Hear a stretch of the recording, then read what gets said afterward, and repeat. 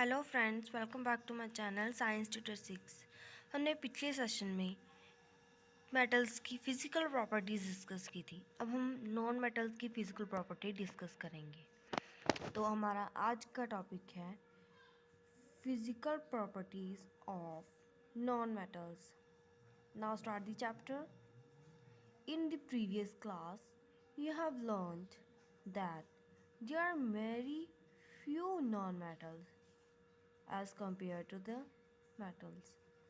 हमने पढ़ा है क्लासेस में कि जो नॉन मेटल्स हैं वो मेटल्स के कम मुकाबले बहुत ही कम हैं। Some of the example of non metals are carbon, sulphur, iodine, oxygen, hydrogen etcetera. Non metals की कुछ एग्जांपल्स हैं ये non metals. The non-metals are either solid or gases except bromine which is liquid. जो non metals है वो या तो solids में या फिर गैसी स्टेट में मिलती हैं, पर लेकिन जो ब्रोमाइन है वही एक अकेली नॉन मेटल है जो लिक्विड स्टेट में मिलती है। Do non metals also have physical properties similar to that of metals. क्या आप जानते हो कि नॉन मेटल्स की भी फिजिकल प्रॉपर्टीज़ है मेटल्स की तरह? Let us find out. अब हम फाइंड करेंगे। Activity 3.7 collect samples of carbon, coal और ग्रेफाइट, सल्फर और iodine. Carry out the activity 3.1 to 3.6 with these non-metals and record your observation। अब हमने जब मेटल्स की फ़िज़िकल प्रॉपर्टीज़ जाननी थी तो हमने कुछ एक्टिविटीज़ की थी, कुछ 6 एक्टिविटीज़ की थी। अब वही 6 एक्टिविटीज़ हम नॉन मेटल्स के सैंपल लेकर करेंगे और फिर हमें उनकी फ़िज़िकल प्रॉपर्टीज़ मिलेंगी। Complete your observation regarding metals और नॉन मेटल्स टेबल 3.1। आपको ये टेबल दिखाई दे रहा है।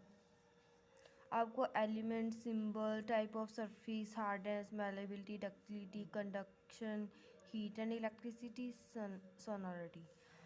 अब इसमें आपको मेटल्स और नॉन मेटल्स की बताना है कि मेटल्स एलिमेंट, सिंबल, मेटल का एलिमेंट कौन सा है, सिंबल कौन सा है, उसका सरफेस कैसा है, उसकी हार्डनेस कैसी है, उसकी मैलेबिलिटी है कि नहीं मेटल की, डक्टिलिटी है कि नहीं मेटल और नॉन मेटल की, कंडक्शन, हीट और इलेक्ट्रिसिटी के साथ है कि नहीं है, सोनोरिटी है कि नहीं है। ये टेबल फिल करना है। फिल करने के बाद आपने कमेंट बॉक्स में कमेंट करना है। On the basis of the observation recording. अब अगर आप ये टेबल फिल कर लोगे तो आपको ये आगे इसकी प्रॉपर्टी समझ आ जाएगी। On the basis of the observation in table 3.1 discuss the general physical properties of metals and non metals.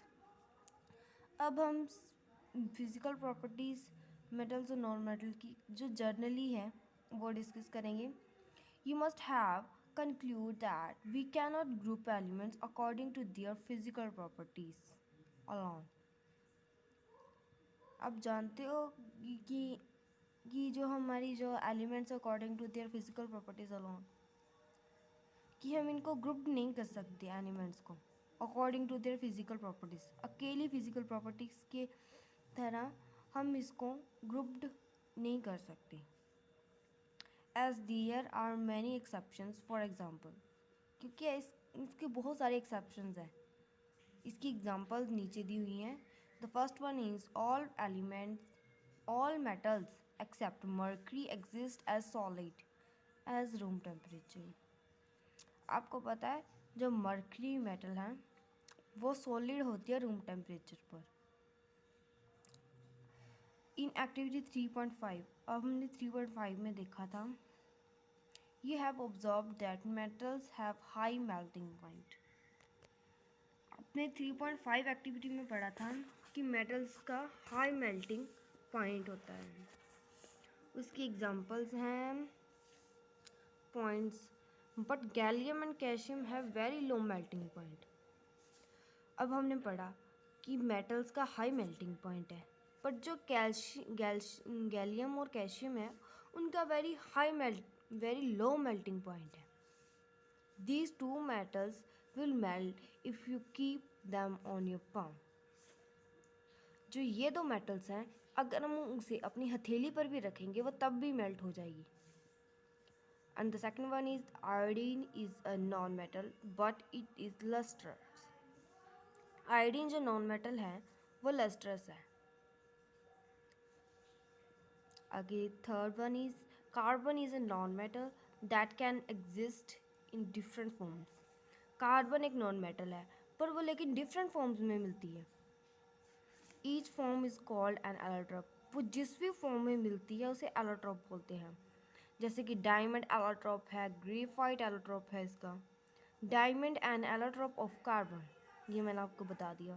Because the hardness natural substance non, क्योंकि जो डायमंड है अगर इसमें कार्बन है तो ये एक हार्डेस्ट मेटल है, नॉन मेटल है.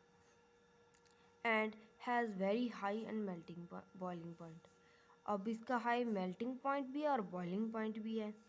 Graphite another allotrope of carbon. Graphite जो है इस कार्बन का ही एलोट्रोप है. इस कंडक्ट टू इलेक्ट्रिसिटी, क्योंकि ये इलेक्ट्रिसिटी का कंडक्ट करता है.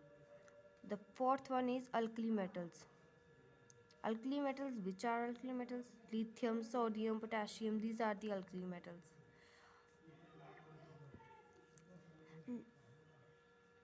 Are so soft that they can be cut with knife.